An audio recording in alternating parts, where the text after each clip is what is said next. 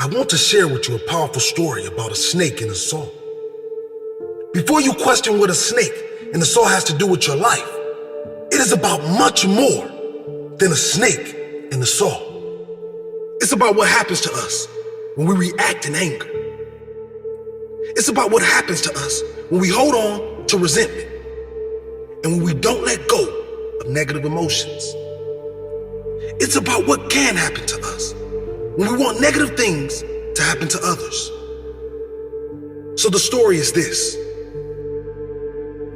One night after closing time, a snake found its way inside a home improvement store. As the snake slithered around, it clipped itself on a handsaw that was lying on the ground. Thinking the saw was a threat, the snake instantly snapped around and bit the saw. Of course, this caused much more damage, with the snake cutting inside its mouth. Not understanding what was happening and thinking the saw was an enemy, the snake wrapped its long body around the saw, attempting to suffocate it. Of course, the snake didn't do any damage to the saw. Instead, ended up being killed by the sharp blade of the saw. The snake ended up being killed by its own anger, by its own reaction to something it thought was out to get it. There's a powerful message here. Often we react in anger when we think others have hurt us, or when we assume that others are out to get us. We react when we don't need to. We hold on to resentment, and sometimes we hope the other gets hurt, but in doing so, we only end up hurting ourselves. The negative energy we carry around when we hold on to these resentments and negative feelings only makes us suffer. Never the person we might want to suffer. When we react in anger rather than with compassion, no one wins. When we snap back, we can't win.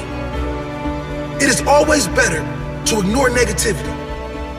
It's always better to let go of negative feelings toward others and rather focus on creating the best life we can for ourselves.